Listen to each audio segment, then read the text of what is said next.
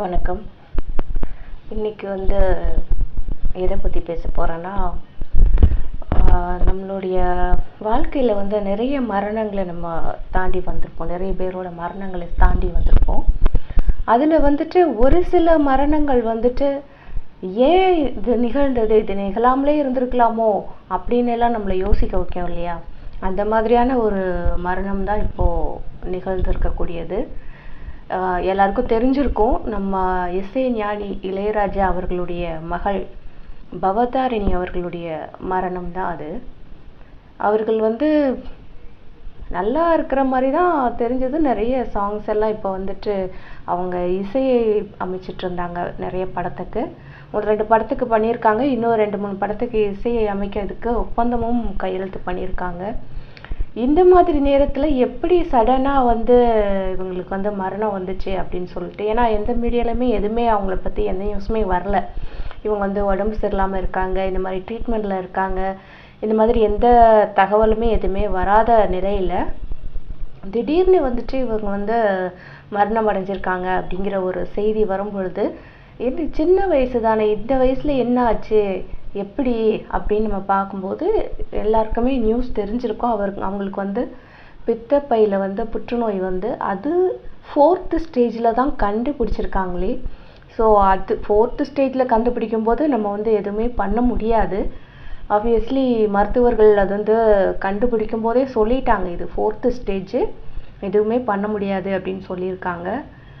சரி, அதுக்கப்புறம் எவ்வளோ நாள் அவங்க இருக்கிறாங்களோ நிம்மதியாக இருக்கட்டும் அப்படிங்கிற மாதிரி வீட்டில் இருக்கிறவங்களும் அவங்களுக்கு சப்போர்ட்டிவாக இருந்திருக்காங்க.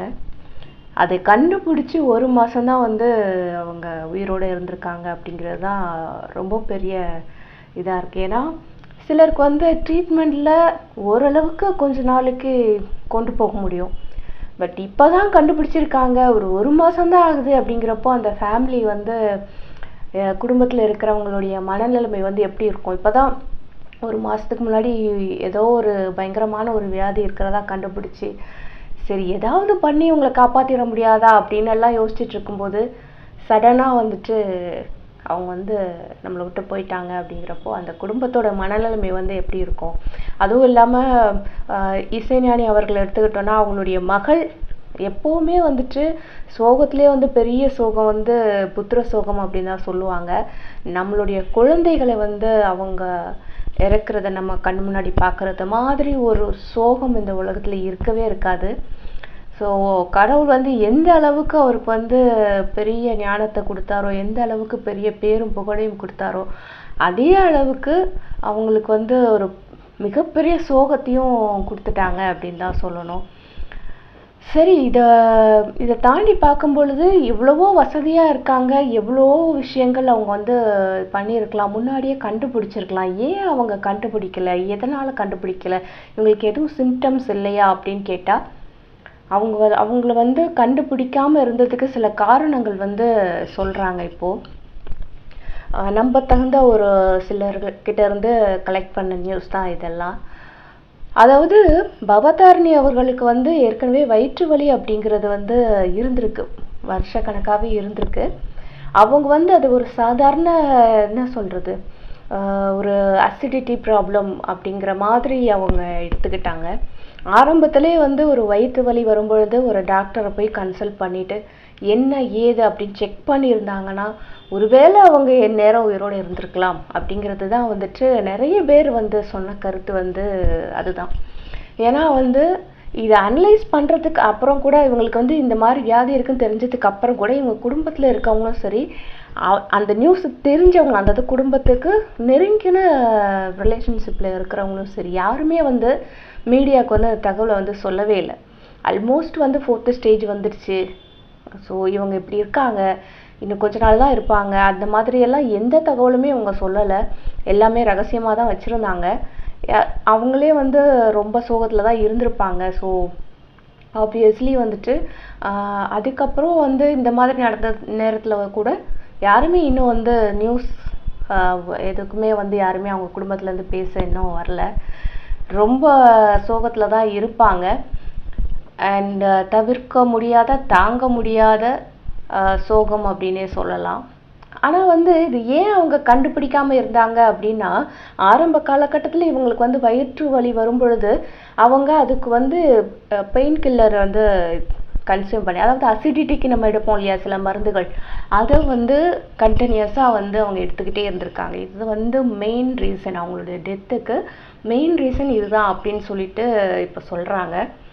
என்ன அப்படின்னா, ஒரு வலி வந்ததுன்னா நம்ம டாக்டர்கிட்ட போகணும், கன்சல்ட் பண்ணணும், அது என்னன்னு செக் பண்ணணும், செக் பண்ணி ப்ராப்பராக நம்ம மருந்து எடுத்துக்கணும் அப்படிங்கிறது இப்போது நிறைய பேர்கிட்ட அந்த பழக்கம் இல்லை. ஒரு தலைவலி வந்தாலும் ஒரு வயிற்று வலி வந்தாலும் ஏதோ ஒரு பெயின் கில்லர் போட்டுட்டு நம்ம ஓடிக்கிட்டே இருக்கணும். ஏன்னா இப்போ ஓடுது வந்து ஃபாஸ்ட்டாக ஓடிக்கிட்டே இருக்கோம் இல்லையா நம்ம லைஃப்பில். இப்போ தான் வந்து 2020 வந்த மாதிரி இருந்தது, திரும்பி பார்க்கறதுக்குள்ளே 2024 நிற்கிறோம். நம்ம எப்படி இந்த 4 வருஷம் எப்படிலாம் ஓடிச்சு, இப்போ தானே கொரோனாலாம் வந்து லாக்டவுன்லாம் போட்டாங்க, அதுக்குள்ளேயும் 4 வருஷம் ஓடிச்சா அப்படின்னு பார்க்குறோம். அவ்வளோ வேகமாக வந்து உலகம் வந்து ஓடிக்கிட்டே இருக்குது. ஸோ இந்த மாதிரி நேரத்தில் வந்து நம்மளுடைய உடம்பை நம்ம தான் வந்து பாதுகாத்துக்கணும். ஒரு நாள் வந்து ஏதோ ஸ்ட்ரெயின் பண்ண, நிறைய ஒர்க் பண்ண, தலைவலி வந்தது, இல்லை ஏதோ வந்து உடம்புக்கு ஒத்துக்காத சாப்பிட்ட வயிறு வலி வந்தது, என்னைக்கோ ஒரு நாள் அப்படின்னா பரவாயில்ல. ஆனால் கண்டினியூஸாக உங்களுக்கு வந்து பெயின் இருக்குது அப்படிங்கிற பட்சத்தில் கண்டிப்பாக வந்து டாக்டரை கன்சல்ட் பண்ணுங்கள். டெய்லியும் எனக்கு பெயின் இருக்கும், டெய்லியும் நான் டேப்லெட் போட்டால் தான் என்னால் நார்மலாக இருக்க முடியும் அப்படிங்கிற ஸ்டேஜில் இருந்தீங்கன்னா இம்மிடியட்டாக டாக்டரை போய் பாருங்கள். செல்ஃப் மெடிசின் அப்படிங்கிறது வந்து ஓரளவுக்கு தான், அதுக்கு மேலே வந்து நம்ம எடுத்துக்கவே கூடாது. ஏன்னா வந்து நம்ம ஓட வேண்டியது இருக்குது, இன்னைக்கு காலகட்டத்தில் அதிகமாக ஓட வேண்டியது இருக்குது, நிறைய வேலைகள் பண்ண வேண்டியது இருக்குது, எல்லாமே உண்மைதான். இருந்தாலும் நம்ம ஹெல்த்தியாக இருந்தால் தான் நம்ம ஃபேமிலிக்கு நல்லது இல்லையா? ஸோ நம்மளுடைய லைஃப் அப்படிங்கிறது நம்மளுக்கும் இம்பார்ட்டண்ட், நம்ம ஃபேமிலியில் இருக்கிறவங்களுக்கும் இம்பார்ட்டண்ட். அதை வந்து நம்ம புரிஞ்சுக்கணும்.